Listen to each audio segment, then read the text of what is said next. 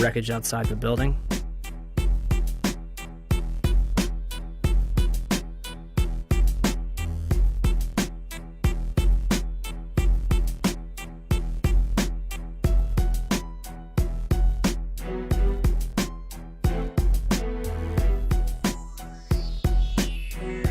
and eyewitness testimony. While we were sitting in the office, and all of a sudden we heard some rumbling, something is kind of hitting us.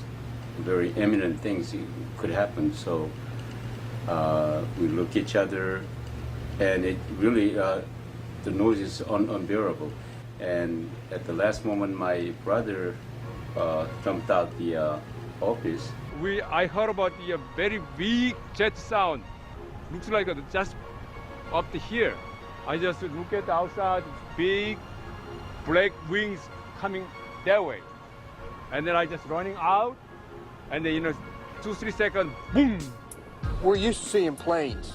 Maybe a 20-passenger corporate jet, no markings on the side. I saw a plane going down, big plane, commercial liner type. And I saw this jet coming in, and it was really low, and it was an American Airlines jet. You could read the AA on the side, silver fuselage. This particular plane was awful low, and as we were coming down on a 395, it came across the front of us, and it was low. Coming in at a shallow angle like it was landing right into the side of the Pentagon. It just happened. It was really amazing. Huge explosion. So you actually saw the plane impact the side of the building? Yes, I did. Just one plane? Just one plane. I basically made a turn too early and ended up right in front of the Pentagon on Route 27, which goes just, I didn't even know it was the Pentagon. I mean, I've grown up in this area, but I just am basically never over there. Besides, you can't really tell it's five-sided anyway, so I didn't even know it was a Pentagon, but I was just in traffic. My main focus was that I was late for this service, and we were stuck in totally standstill traffic, just sitting dead still on the highway. And basically, without warning, there was just the sensation of something coming over the top of us. It seems the plane was so low that it hit a light pole that was just on the edge of the highway, on the far side there. Before it came over the highway, it clipped this pole, which I heard ended up being knocked over and hitting a taxi, which was near my car. Okay, my name is Lloyd England.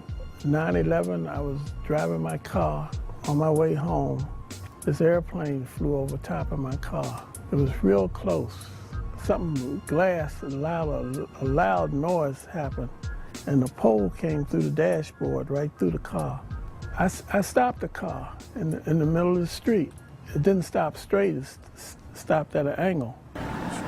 As far as the plane went through, it didn't come back in until I stopped the car and got out. Then I looked for the plane. There was no plane, but it was quiet. If had nobody seemed to have indicated where something happened, I wouldn't have known. And I was there. I mean, I'm there. And the plane, the wing spread would have been from that house, maybe halfway in my house. And the big wing, a big motors underneath of them. And nothing was left out? Those that think a 757 did not hit are fueled by the damage to the building and lack of large structural debris outside, particularly the lack of damage from the wings and vertical stabilizer, and the fact that those objects, as well as the engines, were never fully recovered. Is there anything left of the aircraft at all?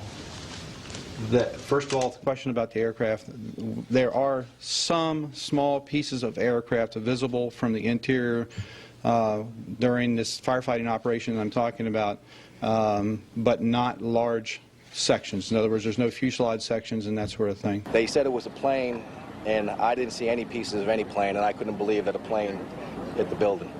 There are numerous parts to a 757 that are virtually indestructible. To date, we have not seen a single piece positively identified as Flight 77's. The fact that an exit hole inside the Pentagon is not explained by any official report on the attack.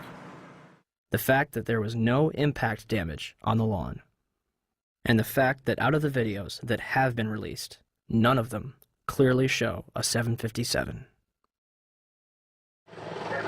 The outer wall will collapse 20 minutes later, leaving a hole approximately 70 feet wide. What hit the building may be important. However, our focus should be on why it was hit in the first place.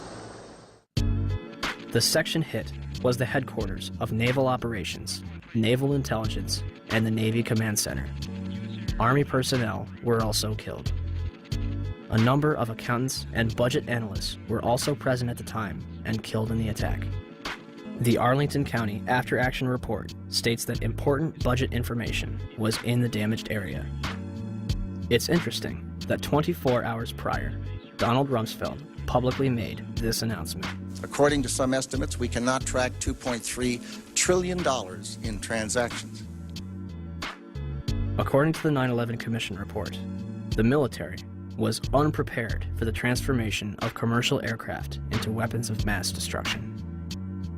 Counterterrorism forecaster Marvin Citron authored a report in 1994 for the Department of Defense, warning of Washington's vulnerability to terrorist attack. We predicted a plane could have crashed into the Pentagon. That's about as specific as you can be. If you made a right turn at the Washington Monument, you could hit the Pentagon. A left turn, you could hit the White House.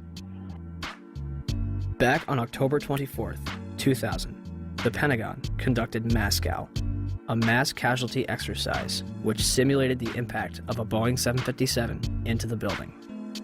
I'm very curious, and as time goes by, it makes you more curious as you have time to dwell on the details and all the information that's becoming available. I can't drive my car that well, but I can't imagine somebody just climbing behind the wheel of an airplane and doing what they did and doing it so well. Basically, it was the strangest day I've ever spent in my entire life. It was like in slow motion. I get chills every time I hear the audio. Physically, I swear I get chills every time I watch the video. I can feel the heat. I can smell the fuel, or I can smell the burning. There's been a lot of curiosity, I think, in time, and even for me who was there. I still have questions of, did I really see what I think I saw? You know, when you're led to believe and you think you believe what you think you saw, I think that you begin to buy into it. But the more you dwell on it and the more the evidence comes forward, the questions get larger and larger and larger. I'd like some conclusion. I mean, I'm sure the families would, and I'm sure the military knows a lot more than we do in the government. But I'm just astounded that they don't share more of the information that's available. If the government was 100% forthcoming and wanted to squelch any doubt as to what happened, why have they controlled the evidence so strongly? Why is there no positive identification of Flight 77? Why, when Vice President Dick Cheney was aware of an incoming aircraft up to 50 miles away, were employees allowed to remain in the building? Had a single alarm gone off inside the Pentagon, 125 people would be alive today, and hundreds more would not be suffering.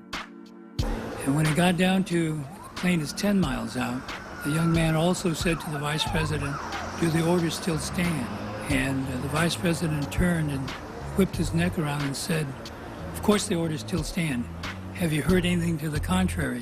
Norman Minetta's testimony would be completely unreported by the 9/11 Commission. It would also be censored from the online archives of Commission hearings. A spokesperson from the National Archive claimed that it was a technical snafu. The 9/11 Commission will later conclude that Vice President Dick Cheney did not reach the bunker until 9:58. My main concern is that in your testimony, you stated that Vice President Dick Cheney came into the POEC office at 9:20 when you arrived, and he was already there. He was gone in front of Meet the Press, and he said that he was there at 9:38. They did that because they'd received a report that an airplane was headed for the White House. This is Flight 77, which had left Dulles. Flight 77. It left Dulles. As best we can tell, they came initially at the White House. The plane actually circled the White House? Didn't circle it, but was headed on a track into it. Tracking it by radar. And when it entered the danger zone and looked like it was headed for the White House was when they grabbed me and evacuated me to the basement. The plane obviously didn't hit the White House, turned away and we think flew a circle and came back in and then hit the Pentagon. Yeah, the 9/11 Commission report puts him there at 9:58 that morning. 9:58? Yeah, I don't know if you got a chance to read it, but it puts him half an hour later. So I don't mean to ask a rhetorical question, but to the best of your recollection, was Vice President Dick Cheney already there at 9:20? The flight you're referring to is the flight that came into the Pentagon. This was before Flight 77. before American Airlines went into the Pentagon. Yeah. Norm Mineta was in the bunker with Cheney, and so the fact that that wasn't in the 9/11 Commission report was rather odd, don't you think? Yeah.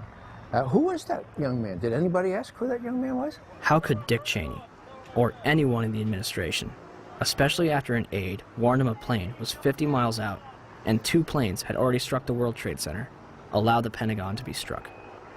You know, am I prepared to believe that Dick Cheney would be capable of knowing about this kind of attack on the Pentagon, for example, and allowing it to happen? Well, from what I know about Dick Cheney, yeah.